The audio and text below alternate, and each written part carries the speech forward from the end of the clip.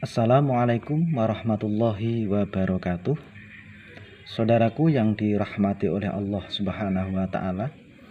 Alhamdulillah berjumpa kembali masih dalam tema yang sama, yaitu ibadah kurban.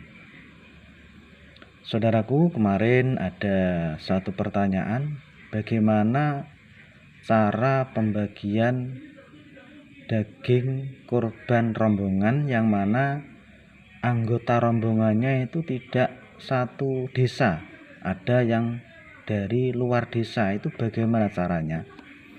Oke, perlu kita ketahui bahwa pembagian hewan kurban sunnah, sekali lagi, pembagian hewan kurban sunnah bukan nazar, dilakukan dengan memastikan bahwa setiap anggota rombongan wajib menyedekahkan minimal sepotong daging murni dan segar untuk orang miskin.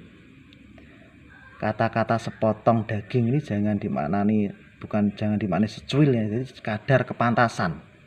Artinya begini, dari satu ekor sapi yang dikorbankan untuk 7 nama, maka minimal harus ada 7 potong daging murni dan segar yang disedekahkan untuk orang fakir atau miskin.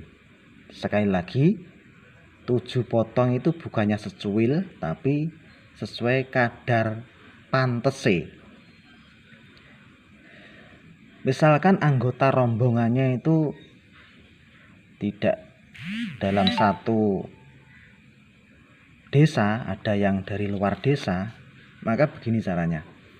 Jadi daging kurban itu dibungkus kemudian dibagi rata. Misalkan satu orang itu mendapat jatah 50 bungkus misalkan.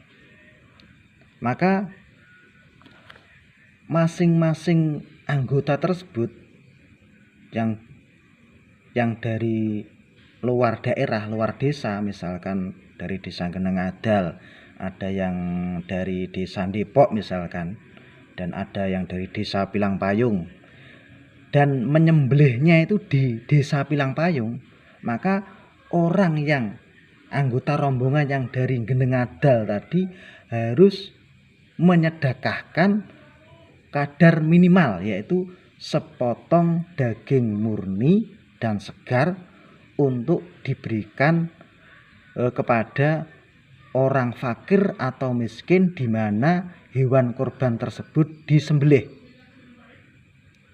Kemudian sisanya dibawa pulang ke Geneng Adal atau kemana, ke Depok atau yang Depok, dan dibagikan ke tetangga-tetangganya.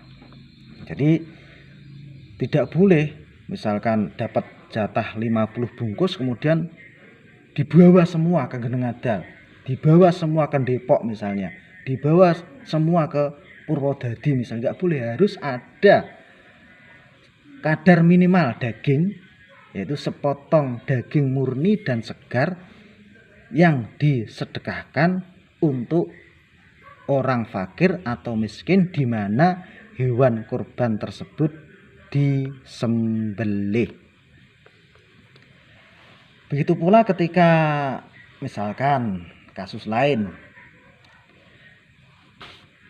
orang yang berkorban itu orang berkorban tidak cuma satu kambing, misalkan tiga kambing, itu masing-masing dari kambing ini harus ada daging, sepotong daging minimal yang diberikan kepada fakir atau miskin. Misalkan ada panitia, yang kurban itu yang menitipkan kepada panitia itu banyak, misalkan si A korban sapi, si B korban kambing, sice korban kambing ini masing-masing dari hewan korban tersebut harus ada kadar minimal sepotong daging yang diberikan kepada fakir atau miskin. Ini mungkin itu saja. Kalau ada pertanyaan bisa tulis di kolom komentar. Ini referensi di dalam kitab Tuhfatul Muhtaj. Oh, ada yang lupa gini. Jadi daging kurban yang diberikan kepada fakir atau miskin ini status daging kurbannya adalah tamlik, hak milik sempurna. Artinya orang fakir atau miskin yang mendapatkan daging kurban ini boleh dimakan, boleh disedekahkan kembali, boleh dijual dagingnya boleh. Tapi daging kurban yang diberikan kepada orang kaya ini statusnya hanya ibahah. Artinya orang kaya tersebut hanya boleh memakannya, boleh dimakan atau diberikan kepada orang lain, tidak boleh menjual. Ini keterangan di dalam kitab Bughyatul Mustarsyidin. Yang tadi keterangan di dalam kitab Tuhfatul Muhtaj halaman 349.